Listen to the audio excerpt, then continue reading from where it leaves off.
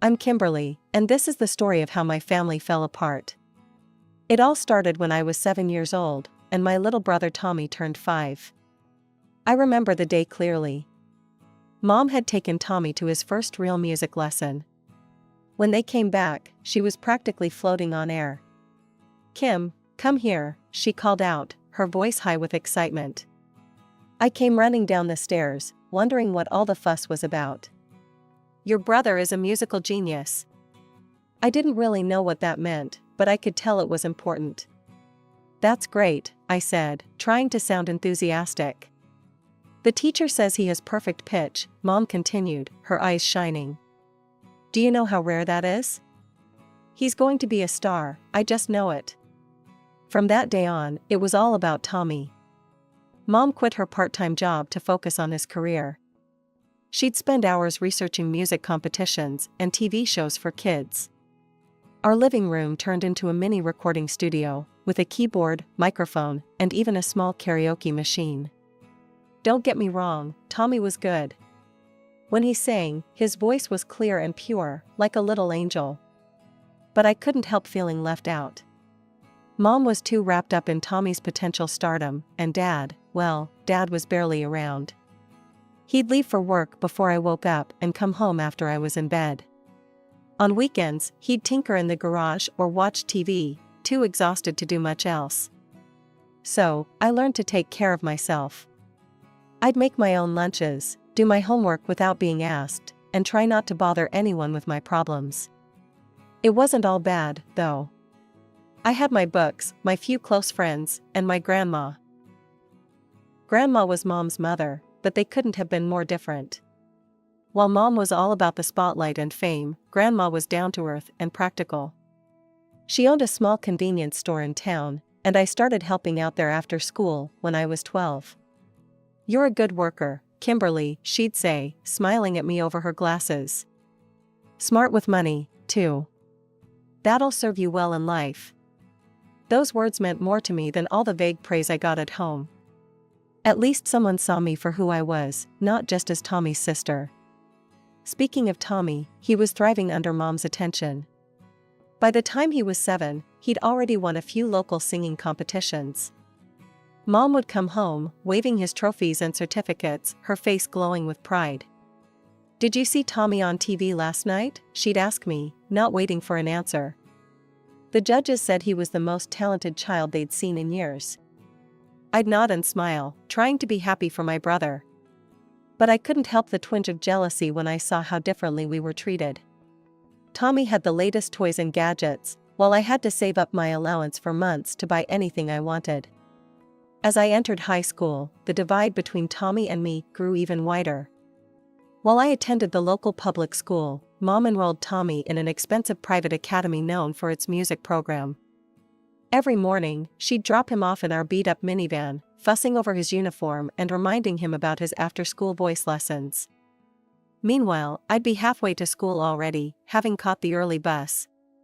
One day, after a particularly grueling day of classes and a shift at Grandma's store, I came home to find Mom and Tommy sitting at the kitchen table, surrounded by brochures and flyers. "What's all this?" I asked, dropping my backpack by the door. Mom looked up, her eyes shining with excitement. "Oh, Kim, you won't believe it. Tommy's been invited to audition for the National Youth Choir. The audition's in New York. We'll need to buy new clothes, book flights, a hotel." I couldn't help but ask, "Can we afford all that?" Mom's smile faltered for a moment. "We'll manage. This is a once-in-a-lifetime opportunity for Tommy. We can't let it pass by." I nodded, knowing better than to argue. But as I headed up to my room, I couldn't help but wonder, what about my opportunities? It wasn't that I was jealous of Tommy's talent. I was proud of him, in a way. But I was tired of being an afterthought in my own family. That night, I heard Mom and Dad arguing in their bedroom. Their voices were muffled, but I could make out enough to know it was about money. "We're already in debt, Linda," Dad was saying. "We can't keep spending like this." "But this could be Tommy's big break," Mom insisted. "Don't you want him to succeed?" "Of course I do," Dad sighed. But what about Kim? We haven't put aside anything for her college fund. There was a pause, and then Mom's voice, softer now, Kim's smart. She'll get scholarships. Besides, she's always been independent. She'll figure something out. I lay in bed, staring at the ceiling, their words echoing in my head. She'll figure something out. That's what it always came down to, didn't it? I was expected to fend for myself while they poured everything into Tommy's future. The next day, I went to work at Grandma's store. As I was restocking shelves, Grandma called me over to the counter. "Kimberly," she said, her voice gentle. "Is everything all right? You seem distracted today."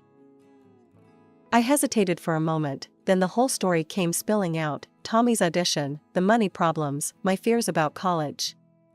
Grandma listened patiently, her face growing more concerned with each word. When I finished, she shook her head. "Listen, I've been thinking. You're a hard worker, Kimberly. How would you like to start earning a real wage here at the store? Not just pocket money, but something you could save for your future." For the first time in a long while, I felt seen and appreciated. As I hugged my grandmother, I realized that maybe, just maybe, I could create my own opportunities. I didn't need to wait for someone else to invest in my future. With Grandma's help, I could start investing in myself.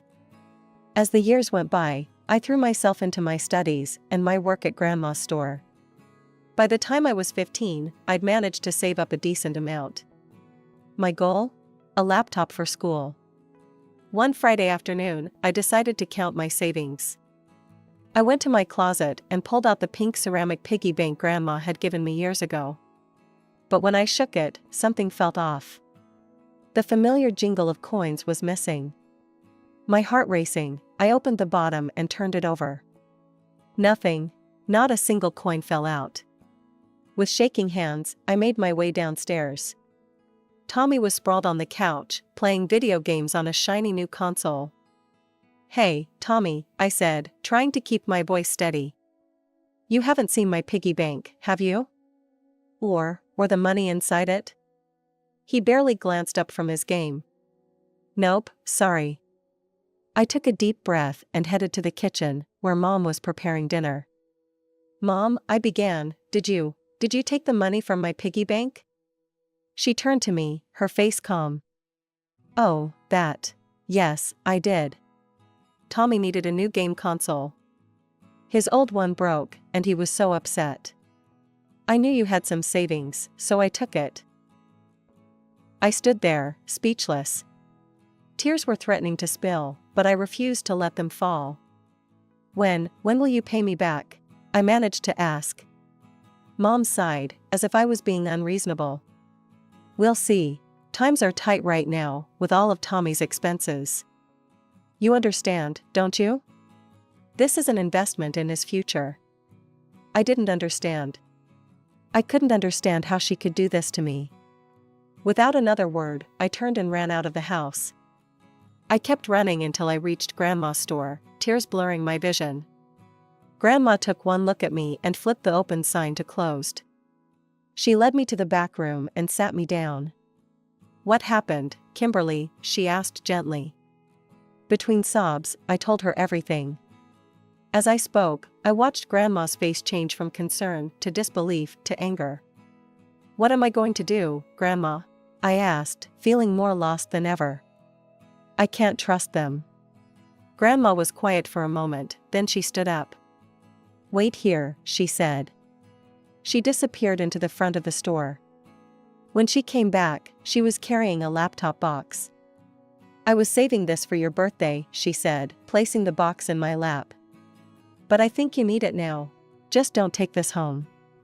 Keep it here at the store. Use it after your shifts or on weekends. I don't want your mother getting her hands on this too." That night, as I lay in bed, I made a promise to myself. I would never let anyone take advantage of me like that again. I would work harder, save more, and find a way out of this house where I felt like a stranger. My 16th birthday rolled around with little fanfare. Mom remembered the date this time, at least. She and Dad wished me a happy birthday over breakfast, Dad sliding a card across the table before rushing off to work. I invited a few close friends. We set up some folding tables in the backyard, strung up some lights, and had a pretty good time. I'd saved up from my job at Grandma's store to buy snacks and drinks. My best friend Rachel helped me decorate with some balloons and streamers we got from the dollar store. As we sat around, eating chips and laughing about school drama, I caught myself feeling genuinely happy. For a moment, I could forget about the family dynamics and just be a normal teenager celebrating her birthday. But reality has a way of creeping back in. When Tommy's 16th birthday came around 2 years later, it was an extravaganza. They rented out the fanciest restaurant in town, invited what seemed like half the city, and even hired a professional photographer. The cherry on top? A shiny new car parked outside with a big red bow. I stood off to the side during the party, watching Tommy beam as he accepted congratulations and gifts. Despite everything, I couldn't bring myself to resent him. This wasn't his fault.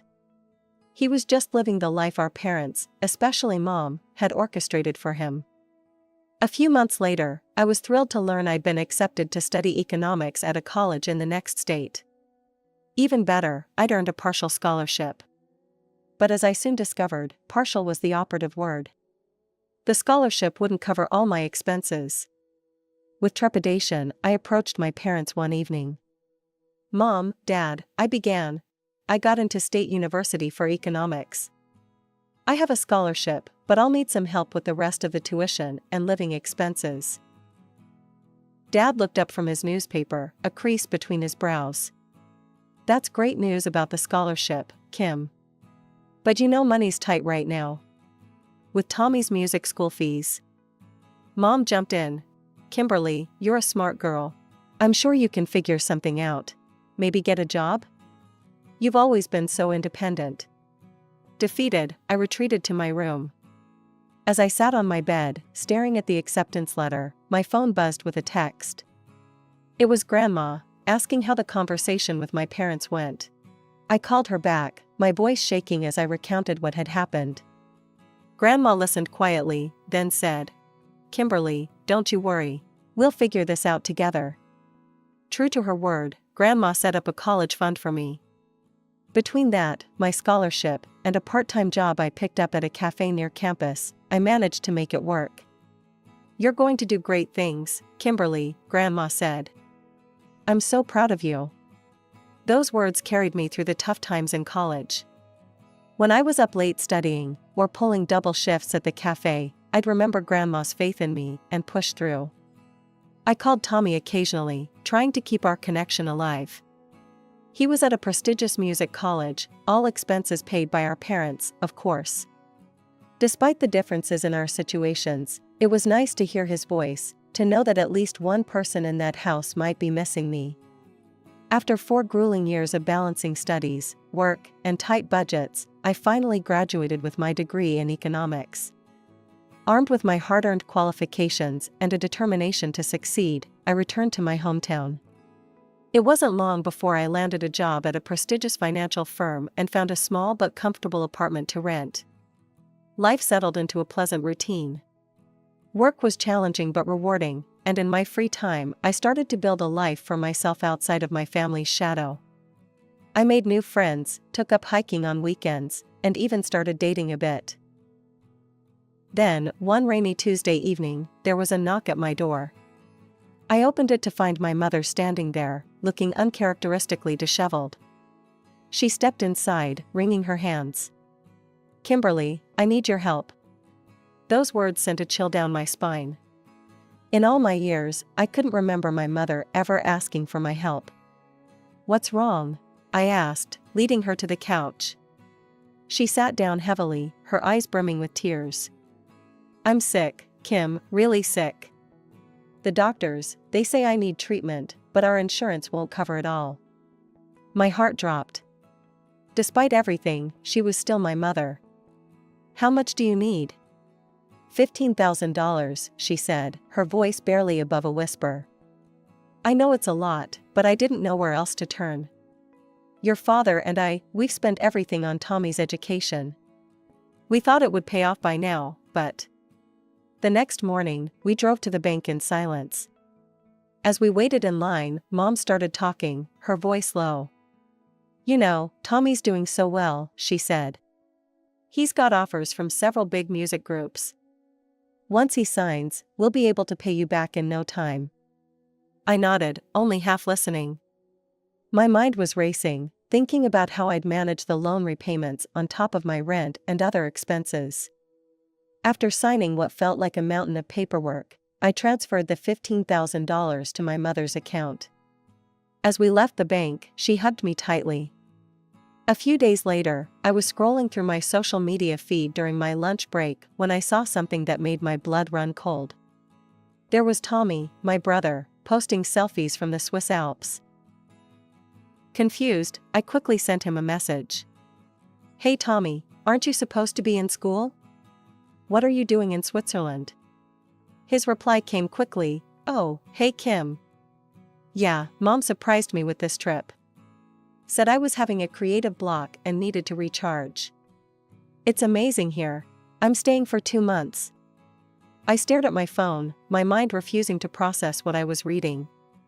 2 months in Switzerland? Creative block? Then it hit me. The $15,000 loan. It wasn't for medical treatment, it was for Tommy's vacation. With shaking hands, I called my mother. "Kimberly, what is it now?" Her voice was irritated, as if I was interrupting something important. I took a deep breath. "Mom, we need to talk about the loan. About Tommy's trip. How could you lie to me like that?" There was a pause, then she sighed. "Now, listen here. Your brother is a creative person. He needs constant inspiration and pampering to open up creatively. This trip was essential for his career. He's going to be famous, and we all need to support him." "Support him?" I echoed, my voice rising. "By taking out loans we can't afford? By lying to your other child?" "Oh, don't be such a miser," she scoffed. "You should be happy to support your brother." That was the last straw. "Mom, I want the money back. All of it. Now." Her laugh was cold. "Don't be ridiculous, Kimberly. The money's spent. Besides, you're doing well enough. You don't need it." "If you don't pay me back," I said, my voice shaking with anger, "I'll sue you." There was a moment of stunned silence, then she exploded. "Sue me? Your own mother? You're a terrible daughter. I can't believe I raised such a selfish, heartless child." "This is your last chance, Mom," I said, fighting to keep my voice steady. "Pay me back, or I'm going to court." "Go ahead," she spat. "See if I care. You're dead to me, Kimberly. Dead." The line went dead. I sat there, phone in hand, shaking with a mix of anger and shock. I'd known this conversation wouldn't go well, but I never imagined it would end like this. In a daze, I called the one person I knew I could always count on, Grandma. I broke down, sobbing as I recounted everything that had happened. Grandma listened patiently, making soothing noises as I poured out my heart. When I finished, there was a moment of silence. Then Grandma spoke, her voice firm. "Kimberly, listen to me. What your mother did was wrong. If you decide to go through with this, I'll support you. I know a good lawyer, my friend's son. He might be willing to take on your case for a reduced fee." The next few months were a whirlwind of legal consultations, paperwork, and sleepless nights. True to her word, Grandma covered the legal fees and introduced me to her friend's son, a sharp young lawyer named Michael. "It's an open and shut case," Michael assured me after our first meeting. "We have the bank records, the text messages. Your mother doesn't have a leg to stand on." The day of the trial arrived. As I walked into the courtroom, I saw my mother for the first time in months. She sat on the other side, her face a mask of cold fury. She didn't even look at me. The proceedings seemed to pass in a blur. Michael presented our case clearly and concisely, showing the judge the evidence of my mother's deception. When it was her turn to speak, my mother spun a tale of a desperate need for a family medical emergency, but her story quickly fell apart under questioning. Finally, after what felt like an eternity, the judge made his ruling. In the matter of Kimberly Johnson versus Linda Johnson, he began, I find in favor of the plaintiff. The defendant is ordered to repay the full amount of $15,000, plus interest and court costs. A few days later, I received notice that my mother had taken out a loan to repay me. The money was back in my account, but it felt hollow somehow. I'd won the case, but I'd lost my family in the process. The dust had barely settled from the court case when the real storm hit. It started with a notification on my phone. A friend had tagged me in a post. Curious, I opened it, only to feel my stomach drop. There, on my mother's social media page, was a long, heart-wrenching post about how her own daughter had cruelly taken her to court. She painted herself as a loving, sacrificial mother who had given everything for her children, only to be betrayed in her time of need. My phone buzzed constantly over the next few days as more relatives reached out, not to hear my side, but to berate me for my actions. I raised you better than this, my aunt scolded. You brought shame to this entire family, a cousin messaged. Don't bother coming to the next family reunion, an uncle warned. In the midst of this storm, there was one unwavering source of support, Grandma. She called me every day, her voice a soothing balm to my frayed nerves. Don't you pay any mind to those fools, she'd say firmly. They don't know the half of what's been going on in that house all these years. A week after my mother's posts went viral, my phone rang with a number I hadn't seen in years, my father's. I'd been seeing your mother's posts, he began, and I braced myself for the criticism. But then he surprised me. I want to hear your side of the story. The full story. So I told him everything. The years of feeling overlooked, the incident with my piggy bank, the struggles through college, and finally, the loan and the betrayal that led to the lawsuit. There was a long silence when I finished. Then, to my shock, my father's voice came back thick with emotion. I had no idea, he said quietly. Kimberly, I'm so sorry. I failed you as a father. I followed your mother's lead for too long. I told myself I was providing for the family by working long hours, but the truth is, I was running away from the problems at home. I should have been there for you. Tears were streaming down my face now. This was the most open, honest conversation I'd had with my father in, well, ever. I've got a lot to make up for, he said. I know that. But if you're willing, I'd like to try. To be the father I should have been all along. As we continued to talk, I felt a weight lifting off my shoulders. For the first time in years, I felt like I had a parent in my corner. It wasn't going to fix everything overnight, but it was a start. After our heart-to-heart, Dad decided to take a closer look at the family finances, something he admitted he should have done years ago. He had found that Mom had been secretly withdrawing money from their joint account for years, funneling it all into Tommy's career. But that wasn't the worst of it.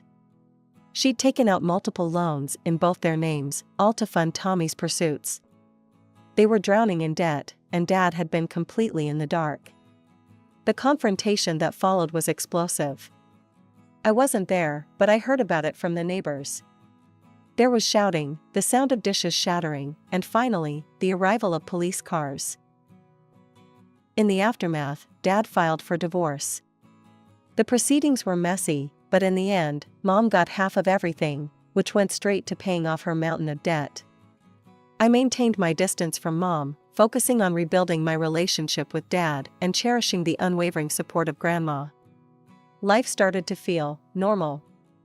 Then, about a year after the divorce, Mom's triumphant posts started appearing on social media again.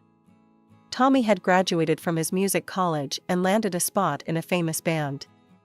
Her captions were full of I told you so's and thinly veiled jabs at Dad and me. Some people couldn't see the potential, she wrote. But a mother always knows. Who's laughing now? I tried not to let it get to me. I was doing well at work, had just made a down payment on my own apartment, and was finally feeling like I was on solid ground. Dad was doing better too, seeming happier and more relaxed than I'd ever seen him. But life has a way of throwing curveballs when you least expect them. 2 years after Tommy's big break, he took another trip to Switzerland. His social media was full of glamorous shots of the Alps, videos of him partying with his bandmates. Then, one chilly morning, he decided to film himself singing at the top of a mountain, wanting to impress his fans with his vocal range in the thin, cold air. It was a disaster. He caught a severe cold that developed into a serious throat infection. Despite the best medical care, the damage was done. Tommy lost his singing voice. The news hit Mom hard. Her neighbors later told me that they heard screaming coming from her house, sounds of things being thrown and broken. When they went to check on her, they found her in a state of total hysteria. She didn't recognize anyone, kept babbling about lost fortunes and ruined dreams.